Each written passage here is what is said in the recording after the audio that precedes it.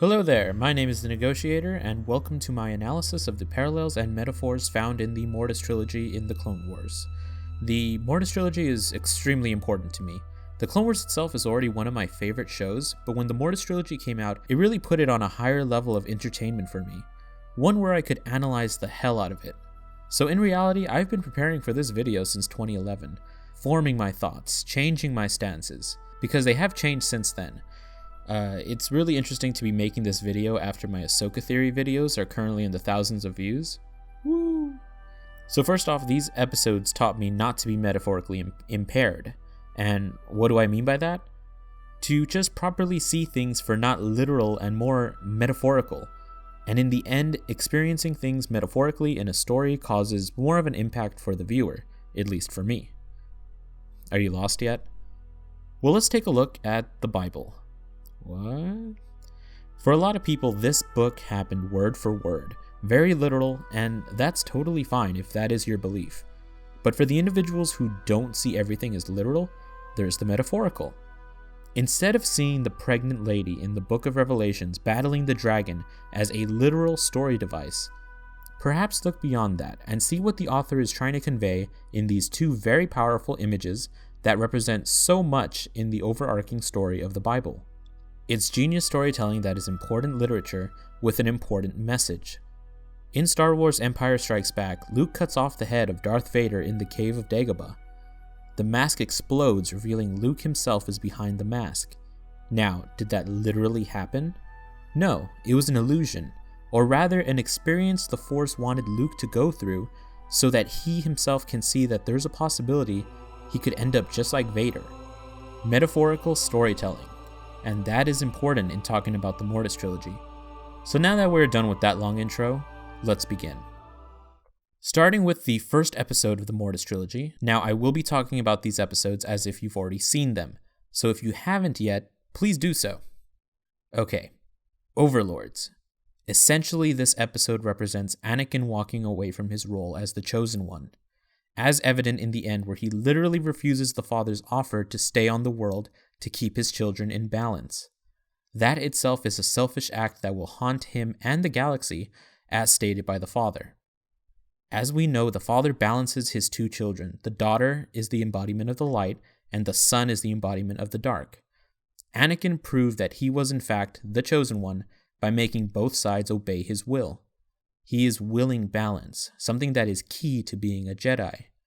And with his refusal to the offer to stay on Mortis, this parallels his refusal of any acts that remotely show him to be the Chosen One in Episode 3.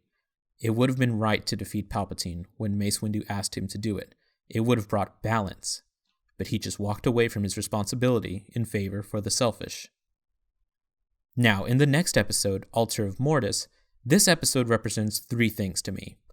The rise of the Empire, Obi-Wan taking Anakin as an apprentice, and Ahsoka leaving the Order. It's established that the son is growing in power, and when he kills his sister, the light side of the Force goes out, implying that all there is left in the galaxy is the dark side, the Empire. Prior to all this, it was said that the son was acting out of the ordinary, acting unlike himself. With the Chosen One landing on Mortis, could this have spurred the dark side to grow? It's an interesting assessment that we have to consider in the rest of the Star Wars universe. Was the birth of the Chosen One responsible for the dark shroud that would cover the galaxy for years to come? Now, the weapon that the son used to kill the daughter, I think, represents Anakin. First, the daughter gives the sword to Obi-Wan, to train Anakin. Then later, it's used for the dark side to exterminate the light. Obi-Wan already represents what some would consider the model Jedi. So it makes sense that the daughter would entrust Obi-Wan the sword, the key to destroying the dark. Or the Sith in this case, which just makes the connection stronger with the sword being taken by the dark side and used to kill the light. And then there's Ahsoka. When she's gone, Anakin blames himself, and then when he confronts her, she also blames him on every little thing. Could this be Anakin blaming himself for Ahsoka leaving the Order? And then when Ahsoka dies, this is the most important part of the episode. The Father has given up hope, which Anakin delivers a great line saying, "There's always hope." A theme of constant hope beginning back in 1977 with the original Star Wars, all the way to now with Rogue One in 2016. Here Anakin says there is always hope.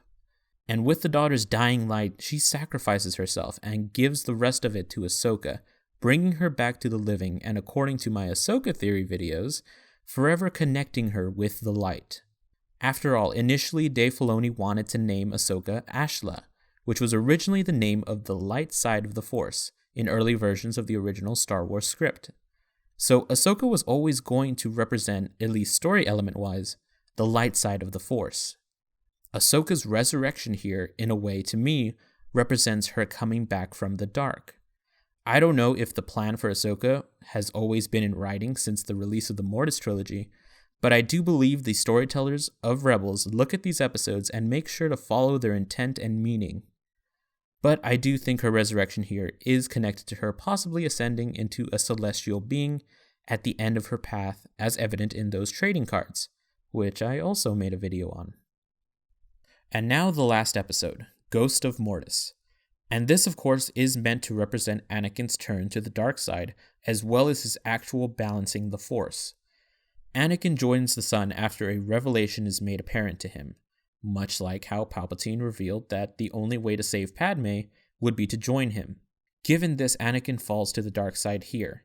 And then at the end, when the father stabs himself, it's meant to signify Darth Vader's sacrifice in order to defeat Palpatine and the dark side. The sacrifice lowers the defense of the Son, enough for Anakin to deliver the final kill. And you gotta love that line, "I knew there was good in you." The father said that to the Son, and that would be foreshadowed in Return of the Jedi, with Luke holding the body of his redeemed father, whom he always knew had good in him.